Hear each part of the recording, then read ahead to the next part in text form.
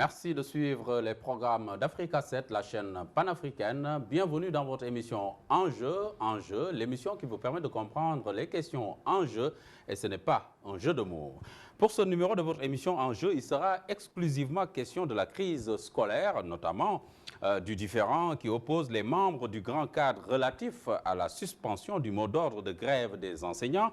Pour parler de tout cela, nous recevons sur ce plateau Dame Mbodj, secrétaire générale du CUSEMS, ou plus précisément une partie du CUSEMS. Nous reviendrons d'ailleurs sur ce conflit qui l'oppose à l'autre aile du CUSEMS, dirigé par Abdoulaye Ndoye.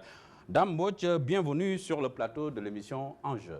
Merci et je voudrais vous féliciter pour l'excellente émission que vous faites et à l'honneur de tous les Sénégalais. Je vais saluer d'abord vos téléspectateurs et téléspectatrices qui nous suivent et nous souhaitons avoir un débat très fructueux qui sera apprécié par les Sénégalais. Voilà, d'abord Mamadou Lamine Dianté, on le sait, a été remplacé par Abdou Fati du CELS. Alors, Abdou Fati va-t-il poursuivre le mandat de Mamadou Lamine Dianté ou entamer un nouveau mandat? Oui, vous avez raison. Hier, la plénière des secrétaires généraux membres du Grand Cadre s'est réunie et a pris la décision de remplacer pour un mandat transitoire de 5 mois donc l'ancien coordonnateur Mamadou Lamine Dianté. Il a été remplacé par Abdou Fati et également le coordonnateur adjoint Omar Wali Zoumarou a été remplacé par Gougnagnan, secrétaire général de l'UES. C'est un mandat de transition pour 5 mois parce que les prochains renouvellements au niveau du Grand Cadre, c'est au mois de septembre 2015. Mais quelle est la légalité d'un tel acte quand on sait que, si je ne me trompe, que la durée de cette coordination, c'est 6 mois? Oui, c'est 6 mois, mais nous sommes... C'est une coordination tournante. Oui, c'est une coordination tournante tous les 6 mois, mais nous sommes dotés de textes. Nous avons ce qu'on appelle la charte du Grand Cadre et le code de conduite. C'est des dispositions réglementaires qui sont très claires et que nous avons appliquées à nos camarades sans faire dans l'acharnement, parce que c'est nous qui nous sommes dotés de ces textes, et donc quand des camarades violent des dispositions réglementaires, notre devoir c'est de leur appliquer les sanctions appropriées. Mais encore une fois, ce n'est nullement une volonté de nuire à la personne de qui que ce soit, mais de façon responsable. Les différents secrétaires généraux membres de la plénière du Grand Cadre ont statué sur des fautes commises par nos camarades, et donc on se devait donc de leur appliquer. Oui, nous reviendrons sur ces fautes, mais d'abord pour nos téléspectateurs, c'est quoi le Grand Cadre et comment fonctionne le Grand Cadre? Oui, le Grand Cadre, c'est une unité d'action qui est constituée d'une trentaine d'organisations syndicales. Donc nous avons 2 structures qui fonctionnent de façon régulière.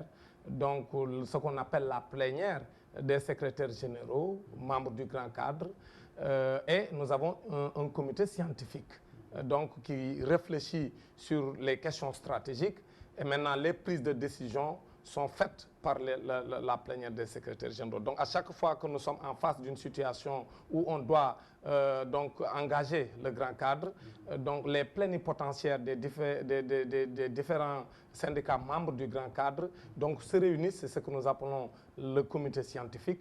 Ils réfléchissent sur les questions stratégiques, comme je disais tantôt, et maintenant ils soumettent l'ensemble de leurs réflexions à la plénière des secrétaires généraux qui se réunissent pour prendre les décisions. Donc c'est comme ça que nous fonctionnons. Nous avons une charte et un code de conduite.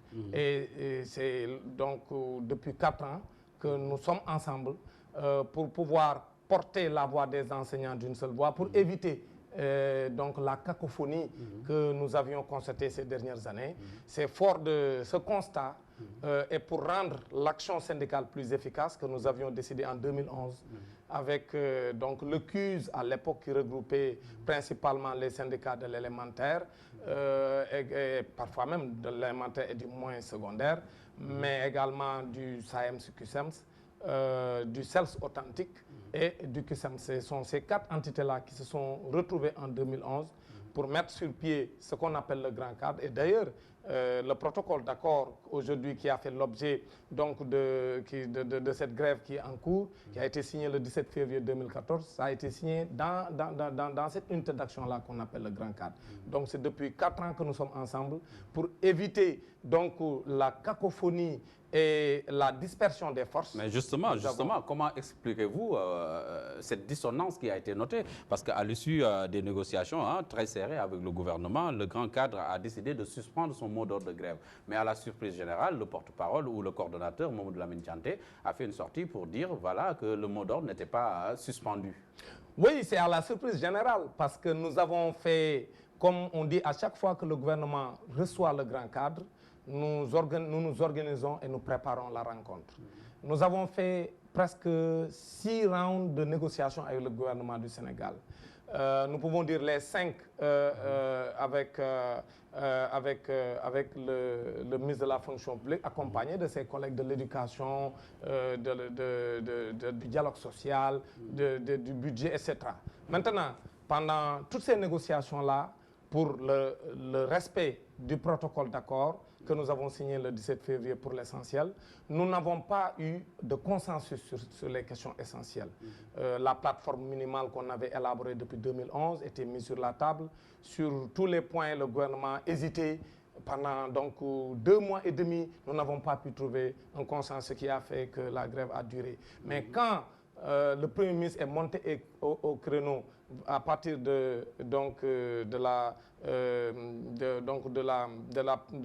à partir du 6e round de négociation, le Premier ministre a fait bouger les choses, les lignes avaient bougé, mais on n'était pas encore d'accord sur certaines formulations, et c'est pourquoi c'est au sortir du 7e round de négociation que nous avons suspendu le mot d'ordre. Et je dois dire que le Grand Cadre, c'est une unité d'action où nous fonctionnons de façon démocratique. Avant même d'aller à cette rencontre-là, du 30 avril 2015, nous avions stabilisé la position du Grand Cadre. Avant d'y aller, nous avions dit c'est ça nos attentes. Et si le gouvernement accède à notre demande qui consistait sur le point d'achoppement, qui était l'indemnité de logement, de s'engager sur le principe d'ouvrir des négociations après les résultats de l'étude sur le système de rémunération des agents. Mais justement, à propos de cette principale revendication du Grand Cadre, qui est l'indemnisation, ou l'alignement des indemnités de logement des enseignants sur les fonctionnaires de même rang, qu'est-ce qui a été convenu avec le gouvernement sur ce sujet? Oui, je voulais clarifier aussi, avant de revenir sur ça, c'est-à-dire pourquoi il y a eu cette cacophonie. Quand nous sommes sortis de la rencontre avec le gouvernement du 30 avril 2015, nous avons demandé au coordonnateur du Grand Cadre de déclarer devant la presse la suspension du mot d'ordre. C'est ça la position majoritaire. Et il l'a déclaré devant toute la presse. Tous les secrétaires généraux membres du Grand Cadre, derrière lui, on a fait la suspension. Tous les Sénégalais l'ont vu à la télévision. Malheureusement, le lendemain, nous avons tous été réveillés par ce coup de théâtre, parce que c'est très tôt le matin que l'ex-coordonnateur est allé donc, au niveau d'un organe de la place pour prendre le contre-pied de ce qu'on avait dit, c'est-à-dire de déclarer... Qu'est-ce qu'il explique selon vous? Qu'est-ce qu'il explique? Nous pensons que... Moi, je ne lui ai pas parlé depuis ce jour-là. Depuis donc le jour de la suspension. Donc je ne peux pas dire exactement quels ont été les mobiles de cet agissement. Mais en tout cas, nous avons considéré que la position du Grand Cadre était claire après avoir rencontré le gouvernement et que les lignes aient bougé et que sur le point d'achoppement, ils aient accepté le principe d'ouvrir des négociations, nous avons décidé de suspendre. Donc pour nous, quand vous portez la parole d'une structure comme le Grand Cadre, le minimum donc, de courtoisie et donc de loyauté envers les camarades qui vous ont porté à cette station, c'était de rester sur les principes et peut-être de reposer peut-être le débat s'il en juge nécessaire, mais il n'était pas question de se réveiller et de prendre de façon unilatérale la décision de revenir sur la systématisation. Si on vous comprend bien, vous avez décidé au niveau du Grand Cadre, en accord avec le gouvernement, de suspendre votre mot d'ordre de grève en attendant d'ouvrir des négociations pour continuer à discuter autour de la question principale de l'indemnité de logement. Oui, qui cache mal les autres points de... On y reviendra. Voilà, donc effectivement, c'est ça la position qui a été retenue au niveau du Grand Cadre. C'est pourquoi, quand le camarade a fait une autre déclaration qui ramène à contre-courant, Mais les secrétaires généraux étaient obligés, malheureusement, de statuer parce que c'est ça les textes du grand cadre. Nous avons apprécié la faute commise. Nous avons donc revisité les textes du grand cadre, c'est-à-dire la charte et le code de conduite. Et c'est sur cette base qu'on a pris la décision de suspension de 6 mois et également de restructuration de la... Les membres du grand cadre sont au nombre de combien? Aujourd'hui, dans la presse, les gens parlent toujours de 35 organisations, mais il y a des organisations qui sont certes membres du grand cadre, mais qui ne sont pas des organisations actives. C'est pourquoi aujourd'hui, le nombre que nous avons tourne autour de 30 organisations syndicales. Donc, tantôt on parle de 29, 28, 30, parce que c'est des organisations parfois qui ne sont plus actives, mais qui sont membres du grand cadre. Mais nous considérons que ceux qui viennent régulièrement aux réunions des plénières du grand cadre et qui sont des syndicats actifs dans le secteur de l'éducation tournent autour de 30. Donc on peut dire que c'est la majorité qui a sanctionné Mamadou Lamine Diaté et oui, sur ce plan-là, il n'y a aucune confusion possible. Nous avons à l'unanimité, à l'exception du camarade secrétaire général du SAEMS et du secrétaire général également du camarade secrétaire général du CELS originel, hormis ces 2 camarades secrétaires généraux que nous respectons beaucoup, mais quand on fait une erreur de cette nature, si nous ne prenons pas nos responsabilités, ça veut dire que nous ne méritons pas la place que nous occupons. C'est pourquoi tous les camarades, nous avons apprécié froidement et de façon très lucide et de façon très sincère, nous avons pris la décision de les suspendre. Et si demain, un autre responsable, membre de ces gens qui ont pris la décision également, commet une faute de cette envergure, également les textes seront appliqués. C'est pourquoi nous pensons que ce n'est pas un débat de personne, mais c'est un débat de principe. C'est des textes qui sont appliqués. Il n'y a aucune possibilité d'acharnement sur qui que ce soit, parce que c'est des camarades qui ont cheminé avec nous, qui ont eu à se battre avec nous et qui sont des camarades de valeur, nous pensons. Mais quand on fait certaines erreurs également, puisque nous sommes dotés de textes, nous sommes obligés, en tant que responsables, de nous appliquer les textes. Oui, mais Dambodj, la sémantique est importante ici. Hein. Vous nous parlez de levée de mot d'ordre, vous ne parlez pas de levée de mot d'ordre, vous parlez de suspension. Effectivement. Quelle est la nuance? La nuance est nette et claire, parce que monsieur le Président de la République, lorsqu'il recevait les centrales syndicales, disait que lui, ce qui est important pour lui, c'est que les cours reprennent. Mais il ne fait aucune différence entre la suspension et la levée du mot d'ordre. Mais je voudrais profiter de cette tribune pour dire donc à nos autorités que la différence est énorme. La différence est énorme parce que d'abord, certains disent suspension provisoire, c'est une redondance. La suspension revêt un caractère provisoire. Pourquoi ça revêt un caractère provisoire? Parce que nous, syndicalistes, quand nous suspendons un mot d'ordre, c'est parce que nous avons donc signé avec le gouvernement un échéancier. C'est-à-dire que les accords sont limités dans le temps. Alors, la suspension est pour combien de temps? La suspension, nous pouvons dire, pour tous ceux qui nous posent cette question, parce que c'est une question récurrente, la suspension reste donc assujettie à la réalisation des accords que nous avons signés et cette réalisation est circonscrite dans le temps. C'est une suspension synédiée. Donc, voilà, non, ce n'est pas synédié, parce que tout dépend du comportement du gouvernement. C'est-à-dire, pourquoi nous avons suspendu et pourquoi nous n'avons pas levé? Nous avons suspendu parce que le gouvernement s'est engagé à mettre en œuvre les accords que nous avons signés. Mais cette fois-ci, nous avons mis des dates. Il y a eu des échéances. Voilà. C'est quoi les échéanciers? Maintenant, les échéanciers, je peux vous donner des échéances très claires. Par exemple, la formation diplômante. C'est la formation diplômante qui doit démarrer donc en août. Donc pour les instituteurs adjoints et les professeurs qui ont des diplômes spéciaux, ça c'est une date précise, c'est-à-dire en début août. Donc la formation diplômante pour ces gens doit démarrer. C'est l'engagement de l'État. Et c'est l'engagement de l'État et c'est une date importante pour nous. Parce que contrairement à ce que certains disent, que nous ne nous battons que pour des raisons pécuniaires, cette question n'a aucun aspect pécuniaire. C'est-à-dire c'est un aspect très important pour la qualité du système éducatif parce que des enseignants ne peuvent pas rester dans le système. Nous y reviendrons quand nous abordons la formation, le volet de la formation. Maintenant, donc cette date est une date importante dans cette suspension. L'État doit donc respecter cette date du mois d'août pour le démarrage de la formation diplômante. Une autre date qui est importante, c'est le 15 mai 2015, donc dans quelques jours. Cette date est importante, pourquoi? Parce que c'est la date de dépôt des dossiers de validation aux 2 tiers.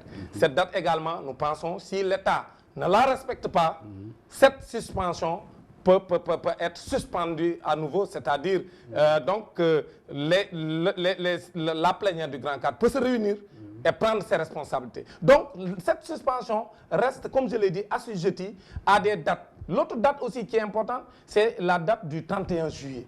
Le gouvernement s'est engagé à apurer l'ensemble des actes qui sont aujourd'hui des actes de reclassement, des actes d'avancement, pour les mettre en solde. C'est-à-dire que ça puisse être pris en charge par le ministre du budget pour que tous les enseignants qui ont reçu ces actes d'avancement comme de reclassement, qu'ils puissent entrer dans leurs émoluments. Ça également, c'est un engagement ferme du gouvernement donc pour le 31 juillet au plus tard. Nous avons également une autre date. Donc entre les 3 mois, le mois de mai 2015, entre le mois de mai 2015 et le mois de juillet 2015, ces 3 mois-là, il y a plusieurs dates sur lesquelles le gouvernement s'est engagé. Également pour l'habitat, le gouvernement s'est engagé à mettre à la disposition des ayants droit. Sans donner de date.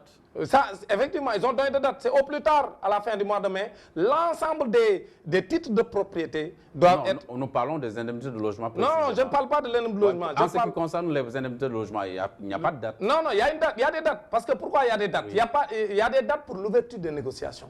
Parce que le gouvernement a dit... Ma question, elle est précise. Est-ce qu'il y a une date pour le respect de cet engagement? Mais oui, il y a une date. Pourquoi? Il n'y a pas une date précise, mais il y a un échéancier. Ils ont dit qu'au plus tard, à la fin du mois de mai, les résultats de l'étude sur le système de rémunération des agents de l'État donc seront disponibles. Et ils se sont engagés, quand les résultats seront disponibles, de les partager avec la partie syndicale. Mais après avoir partagé les résultats de l'étude avec la partie syndicale, ils se sont engagés à ouvrir des négociations sur le régime indemnitaire. Ce n'est pas seulement l'indemnité de logement. C'est le régime indemnitaire que nous récusons. Globalement, parce que nous considérons que les enseignants sont en train donc de subir une injustice. L'injustice, c'est quoi? Dans le régime indemnitaire, les diplômes des enseignants ne sont pas valorisés. Nous avons des agents de l'État qui sont moins diplômés que les enseignants et qui, sur le régime indemnitaire, leur donnent le pion. Nous pensons qu'il y a ce qu'on appelle le principe de l'équité et de la justice dans le traitement des agents de l'État. C'est ça que nous contestons depuis quelques années. Maintenant, le gouvernement de Macky Sall a décidé donc, de faire une étude sur le système de rémunération. Nous sommes d'accord. Et nous soutenons cette volonté de transparence. Maintenant, nous voulons qu'il aille jusqu'au bout. C'est-à-dire de partager les résultats et d'ouvrir des négociations pour que les injustices soient corrigées. Parce que les enseignants en ont marre de continuer à être stigmatisés, de continuer à être les dindons de la farce, de continuer à être les agents de l'État qui travaillent le plus et qui soient les agents les moins bien payés. C'est ça que nous voulons que ça cesse dans ce pays, parce qu'aucun pays ne peut être émergent, et je le dis souvent, ce plan Sénégal émergent ne sera jamais un bon plan pour le Sénégal tant que le système éducatif est au rabais. C'est-à-dire on n'a aucun pays du monde qui s'est développé sans un système éducatif performant. C'est pourquoi pour réaliser l'émergence, il faut d'abord passer par l'école, parce que c'est l'école qui forme les intelligences, c'est l'école qui forme les ressources humaines de qualité, et un pays qui n'a pas de ressources humaines de qualité ne peut pas se développer. Mais justement, il a été beaucoup question de sauver l'année, hein? C'est un mot qui revient, une expression.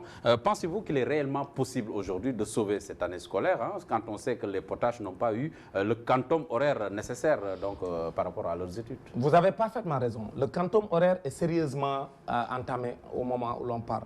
Le ministre de l'Éducation dit que le seuil critique n'est pas encore atteint. Nous pouvons le lui concéder, parce qu'il dit qu'il a fait une évaluation avec ses services compétents. Mais nous pensons que même un jour de grève, c'est une catastrophe dans les pays développés. Donc nous avons enregistré au moins 2 mois de grève. 2 mois de grève, nous pensons que c'est beaucoup de temps perdu. Déjà au Sénégal, avec un calendrier scolaire qui est complètement déchiqueté chaque année, où nous avons des fêtes à n'en plus finir. Nous avons d'abord un calendrier scolaire qui est en phase avec donc, le calendrier européen, donc qui n'a rien à voir avec nos réalités. Et grégorien. Et nous nous avons nos réalités internes en même temps qui grèvent donc le quantum horaire. Parce que nous avons nos fêtes religieuses, nous avons nos fêtes nationales. En plus du calendrier grégorien, ça montre également qu'au Sénégal, même s'il n'y a pas fait de grève, il est extrêmement difficile d'atteindre donc le quantum horaire de 900 heures. C'est ça la moyenne, 900 heures. Le Sénégal ne peut même pas atteindre 700 heures. Depuis plusieurs années, même les années où il n'y a pas de perturbation. Oui. Donc nous pensons qu'aujourd'hui, la vérité, c'est que nous devons nous arrêter. Marquer le pas, faire une évaluation sérieuse et que chaque entité soit mise devant ses responsabilités pour que désormais, qu'on franchisse un cap, qu'on tourne donc une page pour que le Sénégal puisse avoir des années scolaires et universitaires donc qui respectent, qui puissent être vraiment organisées de telle sorte qu'on respecte le quantum horaire. C'est ça la vérité. Maintenant, pour cette année, effectivement, il suffit de quelques efforts entre les différentes parties pour qu'on puisse éviter donc la situation catastrophique qui est crainte par les uns et les autres. Nous pouvons rattraper le temps perdu, mais ça demande des discussions très profondes, qu'on ne minimise pas les pertes d'heures, qu'on ne minimise pas donc les dégâts, parce que 2 mois de grève, un responsable sérieux ne peut pas dire que ça n'impacte pas donc la qualité du système éducatif. Bien sûr. Vous avez levé le mot d'ordre, hein? Bon, levé, suspendu précisément. Vous avez suspendu donc le mot d'ordre de grève au niveau du grand cadre. Mais il y a des enseignants dont les salaires ont été ponctionnés. Hein? C'est une question qui est sur la table. Qu'est-ce qui a été décidé entre vous et le gouvernement par rapport à cette question? Vous savez, nous, quand on a rencontré le Premier ministre et son gouvernement le 30 avril 2015, nous n'avons pas soulevé la question des ponctions. Parce que nous considérons que la loi permet à l'État du Sénégal, quand il y a une situation de grève, qu'il y ait des ponctions qui soient opérées sur les salaires des grévistes. Vous le reconnaissez? Sur le principe, il n'y a aucun problème. D'accord. Et nous l'acceptons, sur le principe. Mais ce que nous avons décrié, c'est le fait que le gouvernement du Sénégal ait violé la réglementation en vigueur sur la question qui est très claire. On ne peut pas couper donc, le salaire de l'agent sans respecter le principe de la quotité donc, salariale. Donc, mais soyez beaucoup plus clair. Soyez beaucoup plus clair. Vous voulez dire que l'État n'a pas respecté la procédure? Ils n'ont pas respecté d'abord la procédure. C'est quoi la procédure? La procédure est simple. C'est-à-dire pour couper le salaire d'un agent, donc on doit, chaque chef d'établissement doit appeler ses agents grévistes dans son bureau. Il fait le point avec ses services par rapport au jour d'absence. Il lui montre la fiche et il en discute d'abord avec l'agent. Il lui dit tel jour, vous vous êtes absenté. Si vous étiez en grève, vous le dites. Si vous avez des motifs autres et des justifications, vous les présentez.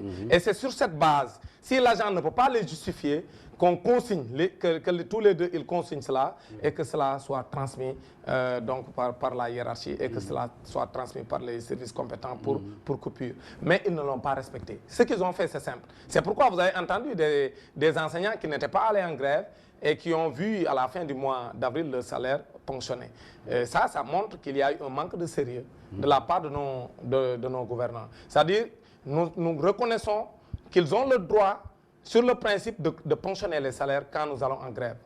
C'est pourquoi d'ailleurs, quand nous avons rencontré le gouvernement, nous n'avons pas soulevé la question. Nous avons simplement décrié le caractère sauvage des ponctions, qui n'a pas respecté la procédure et qui n'a pas respecté les montants prescrits par la loi. Donc nous avons dit donc à qui voulait l'entendre. Mais l'un dans l'autre, normalement, vous devriez vous insurger contre cet acte. Oui, nous l'avons dénoncé. Nous l'avons dénoncé. Mais comment comptez-vous combattre cet acte? Maintenant, le gouvernement, de par le passé, à chaque fois qu'il y a souvent donc ce qu'on appelle l'armistice en période de guerre, c'est-à-dire que quand nous ne sommes pas dans une guerre, mais nous étions dans un conflit sérieux. Et c'est presque une guerre parce que c'est le système éducatif qui était en crise. Et dans un pays, on dit quand un système éducatif est en crise, le pays est en crise. Parce que c'est le socle d'une nation, l'éducation. Donc, puisqu'on était en crise et il y avait un conflit sérieux entre nous et l'État, si on signe, on fume le calumet de la paix, donc chaque partie fait des concessions. Et nous, la concession majeure que nous avons faite, c'est sans être satisfait totalement, nous avons accepté de suspendre le mot d'ordre. Donc l'État également, dans cette volonté d'aller vers la paix, donc fait une concession. Et souvent, quand on suspend ou on lève le mot d'ordre, l'État, de son côté également, lève toutes les mesures donc, de sanctions. Et parmi donc ces vous vous attendez à ce que oui, l'État oui, vous retourne effectivement, nous nous attendons à ce que l'État également revienne sur ces décisions de ponction, parce que nous sommes dans une situation où chaque partie lâche de l'Est. Parce que nous l'avons dit aux médiateurs dans cette crise, nous ne sommes pas satisfaits du tout, parce que nous restons convaincus que sur le point d'achoppement, l'État pouvait mieux faire. Mais malgré tout ça, avec l'appel du peuple sénégalais, dans l'élan patriotique de tous les Sénégalais, parce que les anciens sont des Sénégalais également, c'est des parents d'élèves comme tout le monde, et nous aimons tous ce pays. Nous ne voulons pas que ce pays tombe dans la déchéance. C'est pourquoi, à un moment donné, nous avons su prendre nos responsabilités et suspendre le monde. Mais on a l'impression que les enseignants du Sénégal sont d'éternels insatisfaits. On vous reproche souvent d'être des syndicalistes alimentaires. Que répondez-vous à cela? Mais ceux qui le disent ne comprennent pas que les enseignants sont des Sénégalais comme eux et sont issus de la société sénégalaise. Nous ne pouvons pas avoir dans un pays une entité de la société qui est stigmatisée de cette façon, sans que l'autre partie de la société également le soit. Nous sommes dans un pays où la société sénégalaise a subi des transformations très profondes, des mutations qualitatives comme quantitatives. Et aujourd'hui, il faut qu'on comprenne que les enseignants sont un maillon de cette société. Dans un pays, on ne peut pas avoir une partie, cette vision manichéenne qui consiste à dire que ces gens-là sont mauvais, les autres sont bons. Nous sommes tous dans une même moule et nous sommes tous des Sénégalais. Donc, je veux dire que les enseignants ne sont pas des Sénégalais à part. C'est des Sénégalais à part entière. Nous vivons dans les mêmes conditions que les Sénégalais, nous vivons les mêmes réalités que les autres Sénégalais. Nous sommes dans une société, comme je dis souvent, qui est caractérisée par la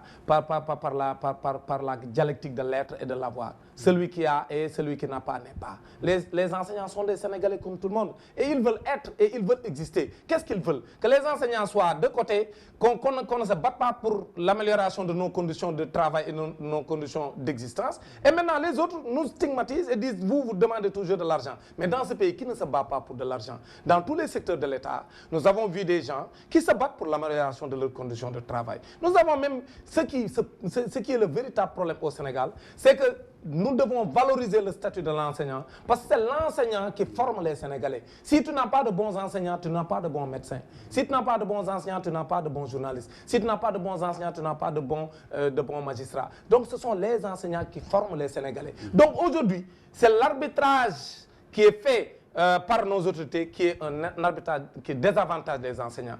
Les enseignants sont stigmatisés. C'est-à-dire quand même on fait des politiques publiques, on ignore royalement les enseignants et on leur demande de se taire. Les enseignants ne l'accepteront pas. C'est pourquoi on les entend toujours passer des intellectuels qui comprennent les enjeux et qui comprennent qu'ils ont des droits et des devoirs. Quand ils s'acquittent de leurs devoirs, on bafoue leurs droits.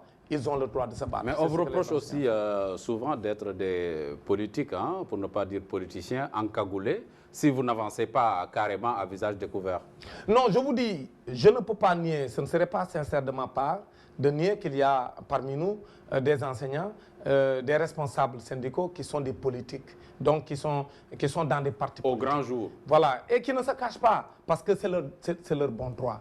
Vous savez, nous sommes dans un pays des libertés. Mais il y en a qui sont accusés de travailler. Non, ça, ce n'est pas possible. En tapinois pour des partis politiques. Oui, mais ça, c'est insulter l'intelligence des enseignants. Vous savez, nous sommes dans des structures démocratiques. Toutes les décisions se prennent dans la démocratie. Nous avons des assemblées générales et lors des assemblées générales, les enseignants prennent librement la parole et donnent leur position. Et on systématise sur la base du point de vue majoritaire. Au niveau de nos instances, nous aussi, en tant que dirigeants, nous discutons de toutes les questions, nous mettons tout sur la table et en toute liberté, chacun donne son avis et après on systématise la position majoritaire, l'emporte. Donc, même si quelqu'un est emporté par des envolées politiques, il ne peut pas entraîner la masse, il ne peut pas entraîner ses camarades parce que nous sommes des esprits libres. L'enseignant est un esprit libre. Donc même dans nos instances, on trouve parfois qu'il y ait des gens qui militent dans des partis. Mais quand ils se retrouvent dans l'instance, mais ils ont des positions syndicales, ils donnent leur position, et si leurs positions sont minorisées, mais ils rejoignent donc la position donc, majoritaire. Donc sur ce plan-là, c'est faire un mauvais procès aux enseignants. Les enseignants, oui, certes, nous l'acceptons. Certains d'entre nous sont des politiques. Ils ont des positions politiques et qui n'est pas politique. Maintenant, eux, ils sont dans des partis politiques, ils exercent, ils font des activités politiques.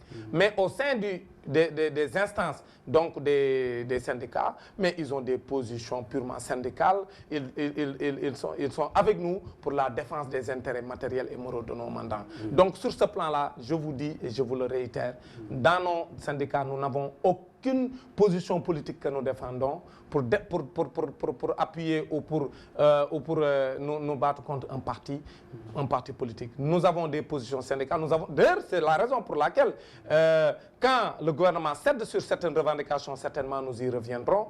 Nous engrangeons des acquis, mais en toute responsabilité, nous prenons l'engagement de suspendre parce que quand nous allons en grève, ce n'est pas pour saboter l'école. Ce n'est pas pour mettre le feu dans les établissements. Mais nous allons en grève parce que nous avons peut-être déposé un préavis de grève. On ne nous a pas tendu une oreille attentive. On écrit des lettres d'alerte. Donc les autorités font la sourde oreille. Et sur cette base, nous décidons d'aller en grève pour les pousser à revenir à la table de négociation pour qu'on puisse discuter. Mais dès que l'autorité accepte de faire bouger les lignes, en général, nous acceptons donc de nous arrêter. Oui, parce que je l'ai dit tout à l'heure, hein, on a l'impression que les enseignants sont d'éternels insatisfaits. Mais aujourd'hui, sur ce plateau d'enjeux, est-ce que vous pouvez nous dire quelques acquis? Vous enlevez votre manteau de responsable, disons, des revendications et nous parler un petit peu des acquis, des avancements qui ont été posés, disons, par les différents régimes hein, qui se sont succédés à la tête donc, de ce pays. Quand même, il y a eu des acquis progressivement qui ont été engrangés par le mouvement syndical. Oui, le mouvement syndical, ça ce serait peut-être une émission entière. Je prendrai quelques de manière ramassée. De manière ramassée. Mais je pense que le mouvement syndical a eu du chemin.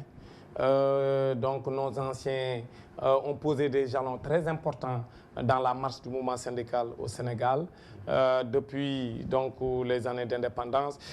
Mais nous, pour ce qui nous concerne, donc notre génération, je ne commencerai pas par le Grand Sud-Est qui a eu à mener de hautes luttes dans ce pays jusqu'à défendre la dignité des enseignants, jusqu'à même ce droit de grève que nous avons et cette notoriété que les syndicats ont aujourd'hui de pouvoir discuter, pas en cachette comme c'était le cas il y a 40 ans.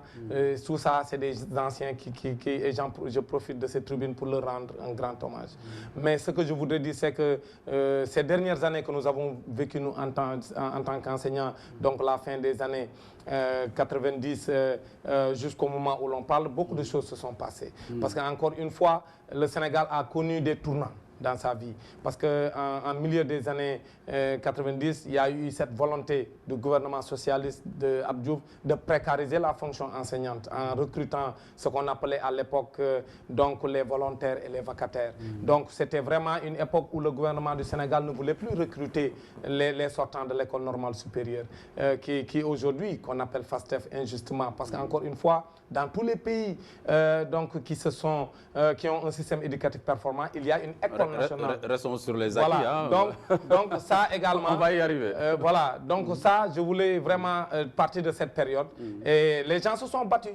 En 97, par exemple, avec la grève de faim donc de l'école normale, moi, à l'époque, j'étais stagiaire, c'était 40 grévistes de la faim. Il y avait 39 sortants et un seul en stage, c'était moi-même, en toute modestie. Nous avons lutté jusqu'à ce que le gouvernement d'Abdou Diouf quitta le pouvoir. Et en 2000, le président Abdoulaye Wade avait recruté tous les lycéens en rade donc, pour les intégrer donc, dans la fonction publique. Ça, également c'était des acquis du mouvement syndical enseignant. L'indemnité de logement aujourd'hui qui est décriée par les uns et les autres était d'un montant de 10 000 francs. À l'époque, c'était les instituteurs qui avaient cette indemnité, même si par ailleurs je dis souvent à mes camarades instituteurs que les professeurs n'en avaient pas, parce que les professeurs venaient de remplacer les coopérants. À l'époque, les professeurs de lycée, c'était des coopérants, donc envoyés par le gouvernement français.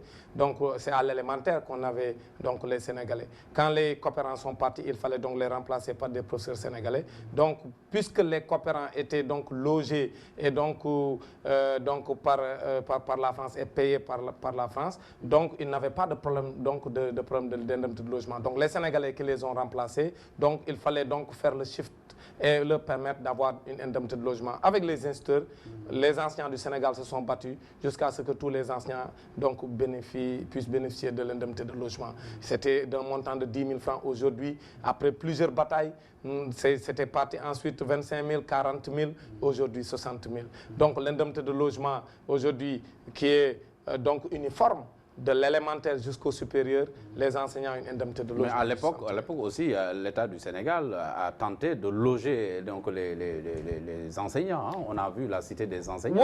L'expérience ne s'est pas poursuivie, mais quand même, c'était une belle expérience. À l'époque, on avait des cités d'enseignants. Aujourd'hui, vous entendez les enseignants parler de parcelles. Donc l'État peut-être n'a plus cette politique. Et d'ailleurs, c'est cette réforme-là que nous voulons. Parce qu'aujourd'hui, il faut des solutions structurelles. Nous en avons marre des politiques de pilotage à vue, c'est-à-dire des solutions conjoncturelles qui, sur 2 ans, 3 ans, il y a des politiques tape à l'œil. On donne des 1000 parcelles ici, par-ci, par-là, 300 parcelles. Ça ne règle pas le problème. Ou des indemnités de logement qui servent à acheter le sac de riz. Oui, mais des indemnités de logement, non, au contraire. L'indemnité de logement, puisque l'enseignant fait 75% de son travail à la maison, on doit lui donner une indemnité de logement pour lui permettre de travailler correctement à la maison. Parce que l'essentiel, c'est d'avoir un logement décent. Voilà. Mais cette somme ne peut même pas permettre à un enseignant d'avoir une chambre, studio. Donc pour montrer que c'est un montant trop dérisoire qui ne permet pas aux enseignants d'être bien logés. Nous avons eu des acquis, mais le gouvernement doit aller plus loin. Il faut des solutions structurelles. Aujourd'hui, dans tous les pays, il y a des programmes de logement qui permettent d'avoir des logements pour tous les enseignants. Ces 80 000 enseignants dont on parle peuvent être tous logés par l'État du Sénégal, avec un programme ambitieux. Donc, avec les développeurs qu'ils ont au niveau de la plateforme de Diamniadio, ils discutent avec les enseignants, on peut mettre en place un système qui permette d'avoir des logements en quantité suffisante pour que dès que l'enseignant sort de l'école de formation, qu'on puisse lui donner une maison clé en main qu'il va rembourser pendant sa carrière. Ça, c'est les mesures structurelles, les mesures vraiment, les solutions structurelles qui peuvent être envisagées par l'État et en même temps de valoriser également l'indemnité de logement. Donc, mais nous avons obtenu des acquis qui sont des acquis énormes pour le système éducatif, mais également les enseignants ont trop souffert des injustices qu'ils subissent tous les jours. Nous avons eu des salaires qui ont été revalorisés sous le régime de Abdoulaye Wade, et je le dis très sincèrement, parce que parfois, on ne communique pas sur ces questions, mais si on dit la vérité, le gouvernement d'Abdoulaye Wade quand même a beaucoup contribué à l'augmentation des salaires des enseignants. Mais là où on n'a pas accepté, et pourquoi on s'est battu pendant que le président Abdoulaye Wade était là, c'est parce qu'il n'y avait pas une justice distributive. On donnait beaucoup à certains corps de l'État et peu à d'autres, et surtout les enseignants. C'est ça que nous avions décrit pendant tout le règne du président Abdoulaye Wade. Mais si on calcule au franc près, le gouvernement d'Abdoulaye Wade a beaucoup contribuer à l'amélioration donc du salaire des enseignants. Donc ça, c'est ça dire la vérité. Oui, mais à son accession à la magistrature suprême, hein, le président Macky Sall avait signé des accords avec ou bien le gouvernement avait signé des accords avec les syndicats des enseignants pour dire que c'était des accords réalistes et réalisables. Oui, c'est exactement cela. C'est-à-dire quand le président Macky Sall est arrivé au pouvoir en 2012, ils disent partout qu'ils ont sauvé l'année. Non. L'année a été sauvée par les enseignants. Parce qu'à l'époque... Et comment? Oui, on avait dit que puisqu'ils venaient d'arriver au pouvoir, ils venaient d'accéder au pouvoir, ils n'avaient pas la possibilité tout de suite de régler tous les problèmes. Nous avons discuté entre nous, nous avons certes échangé avec le gouvernement, mais c'est de façon donc responsable que nous avons décidé de leur donner assez de temps pour discuter avec nous. Mais le mot d'ordre était déclenché sous Wade alors? Oui, oui, nous avions déjà fait plusieurs mois de grève sous le président Abdoulaye Wade. Jusqu'à son départ du pouvoir, on était encore en grève. Et maintenant, quand le président Macky Sall est arrivé au pouvoir, nous avons certes, après son accession au pouvoir, nous avons donné des plans d'action. Nous sommes allés 2 à 3 semaines encore en grève. Mais après, nous avons discuté et nous avons dit, nous arrêtons, nous suspendons le mot d'ordre et nous leur donnons tout le temps nécessaire pour discuter. Discuter de fond en comble de toutes les questions pour que cette fois-ci, qu'on ne signe pas des accords qu'on ne puisse pas réaliser. Ils avaient demandé 3 mois. Nous leur avons dit, prenez tout le temps nécessaire. Et nous avons discuté presque sur une année entière. Donc pendant toute l'année 2013, nous n'avons fait que discuter avec le gouvernement du président Macky Sall. Et le 17 février 2014, nous avons signé un protocole d'accord. Et quand le ministre Mansour Sy communiquait le jour de la signature sur le protocole d'accord que nous avions signé, il avait dit, comme vous avez rappelé, que le gouvernement du président Macky Sall vient de signer des accords réalistes et réalisables. Donc, aujourd'hui, personne ne comprend pourquoi ils peinent à mettre en œuvre ces accords, puisque ce sont des accords que nous avons discutés avec leurs services compétents. Donc nous avons épluché l'ensemble des questions et de façon responsable, ils ont dit que ces accords-là sont réalisables. Mais malheureusement, il a fallu cette grève pour qu'on puisse avoir des acquis. Il a fallu, et nous, on l'appelle des acquis, mais en réalité, nous ne pouvons même pas l'appeler des acquis parce que les acquis, nous les avions engrangés dans le protocole du 17 février 2014. Mais cette fois-ci, c'était une grève pour... Vos acquis, ce sont des négociations qui ont été ouvertes. Voilà, c'est le seul point peut-être sur lequel nous pouvons dire qu'il y a eu un acquis. Parce que ce point-là n'était pas un point d'accord, l'indemnité de logement. Mais sur les autres points, c'était déjà consigné dans le protocole du 17 février 2014. Mais cette grève était une grève destinée à pousser l'autorité à mettre en œuvre l'accord que nous avons signé. Cette fois-ci maintenant, nous avons signé avec des dates. Il y a un échéancier clair. Nous pensons que sur les différents points par rapport aux acquis, par rapport aux points contenus dans le PV, c'est-à-dire la formation diplômante, la validation aux 2 tiers, la fin des lenteurs administratives, avec des dates précises qui ont été donc signées, nous pensons que cette fois-ci, nous n'allons plus revenir donc l'année prochaine pour aller en grève encore à nouveau pour demander l'application des accords. Oui, on l'a dit tantôt, hein, la formation est un volet important dans l'enseignement. Comment appréciez-vous le changement qui est intervenu, hein, qui a fait passer l'école normale supérieure au FASTEF, hein, ou à la FASTEF, hein, à la faculté des sciences et techniques de l'éducation et de la formation. Cette transition en tant qu'enseignant, comment l'appréciez-vous? C'est une très grande supercherie du gouvernement du Sénégal. Parce qu'à l'époque, ils avaient compris qu'avec l'agrandissement de la carte scolaire, avec la scolarisation universelle, avec le sommet de Jomtien qui imposait aux États d'atteindre la scolarisation universelle, il fallait donc augmenter le nombre d'enseignants. Parce que d'ailleurs, au Sénégal, je dis souvent qu'on ne respecte pas le ratio enseignant-élève, parce que les gens disent souvent que les enseignants sont nombreux, mais je dis les enseignants ne sont pas nombreux, ce sont les élèves qui sont nombreux. Parce qu'il y a un ratio des Nations Unies que nous ne respectons pas au Sénégal. Donc, le nombre d'enseignants reste insuffisant par rapport au nombre d'élèves. Parce que la taille normale d'une classe, c'est 45 élèves. Aujourd'hui, malgré le nombre d'enseignants qui est décrié aujourd'hui pour dire qu'il y a trop d'enseignants au Sénégal, mais nous avons des classes pléthoriques qui peuvent aller jusqu'à 130 élèves, 140 élèves dans la banlieue de Dakar. Donc, pour vous dire que le nombre d'enseignants reste inférieur au nombre normal que le Sénégal devait avoir, vu la taille donc, des établissements, vu le nombre d'élèves qui sont inscrits chaque année. Donc, à l'époque, puisque le gouvernement du Sénégal devait atteindre la scolarisation universelle, il fallait recruter beaucoup d'enseignants. Maintenant, dans le recrutement, ils savaient que donc, le système qui était en place, c'était l'école normale, parce que quand vous sortez d'une école normale, vous êtes recruté directement dans la fonction publique. Pendant plusieurs années, ils ont d'ailleurs violé cela. C'est pourquoi, vers la fin des années 90, nous sommes allés en grève, notre génération, pour combattre cette injustice du gouvernement du président Abdou Diouf, parce que nous considérions à l'époque que tous les laissés en rade, donc comme sortant de l'école normale supérieure, vivaient une situation d'injustice. Donc, quand on sort d'une école nationale, on doit être recruté dans la fonction publique. Maintenant, Pourquoi je dis que c'est une supercherie? Puisqu'il savait qu'il devait recruter un grand nombre d'enseignants pour pouvoir respecter donc la volonté donc de la communauté internationale d'aller vers la scolarisation universelle avec donc le Sénégal, avec tous les autres États africains qui avaient donc accepté d'aller dans ce sens. Maintenant, il fallait donc trouver une subterfuge. Comment?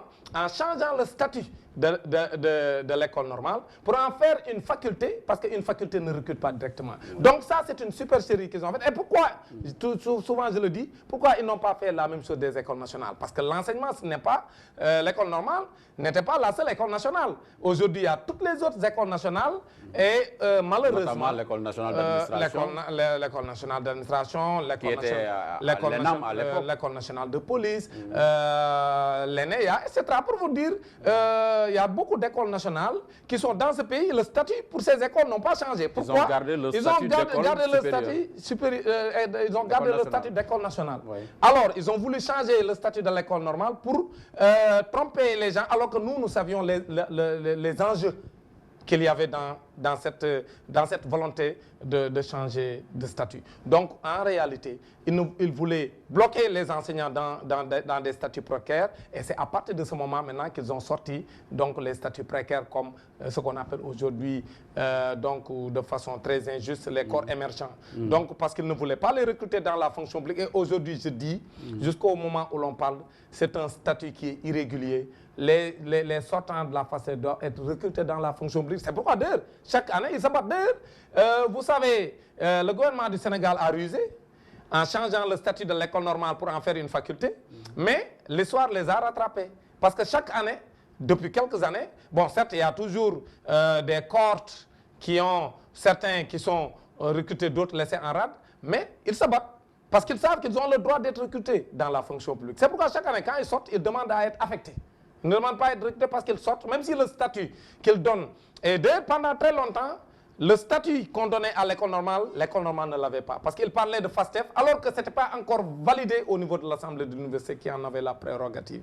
Donc pour vous dire que c'était une supercherie. Pendant plusieurs années, ils disaient que c'est une faculté, alors que la faculté n'était pas encore validée. À l'époque, c'était toujours l'école normale, mais ils avaient dit aux Sénégalais que le statut a changé, et maintenant c'est devenu une faculté. Donc pour vous dire, moi je reste convaincu que le Sénégal doit revenir à l'ancien système. L'école normale doit exister dans ce pays. Nous devons revenir à l'ancien système. Pourquoi vous ne l'avez pas inclus dans vos revendications, dans votre plateforme revendicative? Mais nous allons le faire. Nous allons le faire et je pense que ce sera pour bientôt. Parce que nous ne pouvons pas continuer à laisser les sortants de l'école normale faire la grève de faim. Nous ne pouvons pas continuer à laisser ces jeunes sortant de cette école, cette prestigieuse école nationale qui a formé beaucoup d'Africains, qui a formé tous les grands enseignants que nous avons connus dans ce pays. Mais nous n'avons pas le droit de laisser cette belle école nationale mourir de sa belle mort. C'est pourquoi nous sommes convaincus, et je fais partie des syndicalistes qui continuent à penser que le mouvement syndical doit porter cette revendication pour qu'on puisse revenir à l'ancien système, qu'on puisse avoir une école nationale de formation des enseignants du Sénégal et que dès qu'ils sortent, qu'ils puissent être recrutés dans la Dambo, quel est l'avenir de l'éducation au Sénégal? On parle d'assises, on parle de plein de choses pour quand même avoir cette catharsis pour régler définitivement le problème. Moi, je suis inquiet quand même pour l'avenir de l'école sénégalaise. Pourquoi? Parce que dans tous les pays aujourd'hui, ce sont les populations qui envoient leurs enfants dans l'école publique et qui, à partir de leurs taxes et de leurs impôts, font fonctionner l'État. Ce sont ces gens-là qui ont toujours pris le responsabilité dans beaucoup de pays où le système éducatif est performant.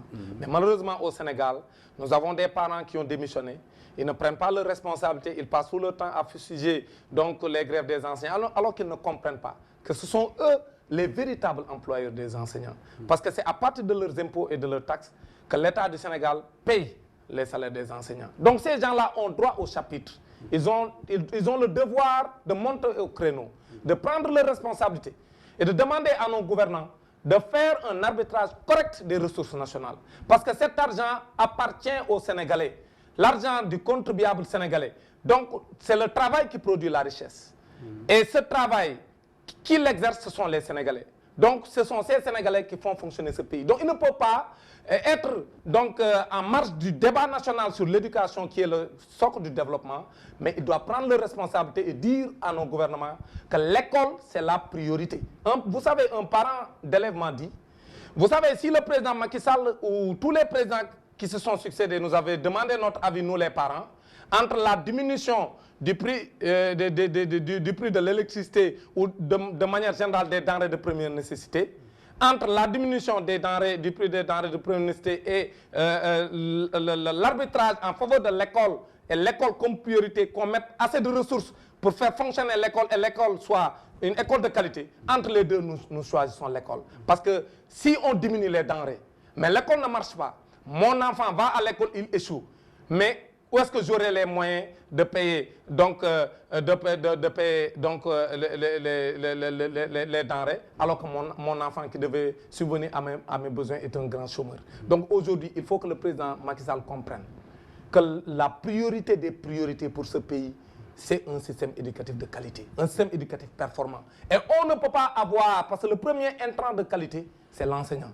Si l'enseignant est démotivé, si l'enseignant est très mal payé, si l'enseignant ne se sent pas concerné, si on ne va dans l'enseignement que par défaut, mais pas par vocation, si on va dans l'enseignement que c'est parce qu'on a cherché dans tous les secteurs, on nous a fermé la porte, maintenant je dis je vais faire le concours de la FACET pour devenir enseignant. Si nous restons dans ces schémas, nous ne pourrons jamais développer ce pays. Dame Mbodj, où en êtes-vous, dernière question, avec la querelle de préséance au sommet de Cousens? La querelle de préséance, en 2 mots, c'est simple. Nous avons eu notre majorité à Dakar avec l'écrasante majorité des délégués de Dakar qui soutenaient ma candidature. On a voulu changer les textes, nous avons refusé jusqu'à ce qu'on en arrive à cette situation. Malheureusement pour nous, c'est sur la table. Le dossier est pendant devant la justice. Nous sommes des républicains. Nous sommes des Sénégalais et nous croyons en cette république. Et dans une république, c'est la justice qui tranche les litiges. Oui. Nous attendons la décision de justice. Si elle nous est favorable, nous la respecterons. Si elle ne nous est pas favorable également, nous la respecterons. Parce que nous sommes tous des Sénégalais. C'est le droit sénégalais qui nous régit. Et nous pensons que le droit sera dit sur cette affaire. Et nous sommes très confiants. Dame Mbodj, alias Sergent Le Fou. Oui, Sergent Le Fou, que peut-être un camarade a vendu la mèche. Oui. Certes, j'ai eu ce sobriquet à Kébémer où j'ai fait mon cycle moyen et ça m'a poursuivi. On va s'en arrêter là. Mais je crois que le fou est guéri aujourd'hui. Oui. Je suis devenu plus lucide, plus responsable. Parce qu'à l'époque, j'étais trop jeune, je tirais sur tout ce qui bougeait. J'étais un irréductible. Bon, le fou n'est pas péjoratif ici, c'est dans le sens de la fougue de la jeunesse. Oui, c'est pourquoi j'ai dit que le fou est guéri. Parce que nous sommes assagis, oui. Nous avons compris qu'il y a des enjeux qui font que, portés à la tête d'un syndicat, nous devons agir parfois de façon plus responsable. C'est pourquoi dans cette crise, quand le gouvernement a cédé sur les questions essentielles, nous avons pris nos responsabilités et nous avons suspendu le mot d'ordre pour mettre le gouvernement Bien sûr. Merci d'être venu sur ce plateau de Enjeu. Merci beaucoup. C'est moi qui vous remercie et j'en profite pour remercier donc votre rédaction et surtout vous féliciter pour cette excellente émission donc qui s'intéresse aux questions brûlantes donc qui concernent les Sénégalais et féliciter également tous les enseignants membres du Grand Cadre qui ont lutté jusqu'à obtenir satisfaction. Nous souhaitons bon vent à l'école sénégalaise et que nous souhaitons que le Sénégal ne soit pas en retard au Conseil des grandes nations. À vous également, chers téléspectateurs, nous vous remercions d'avoir suivi ce numéro de Enjeu. Nous vous donnons rendez-vous dans 15 jours pour un autre numéro. D'ici là, restez fidèles au programme d'Africa 7, la chaîne panafricaine. Au revoir.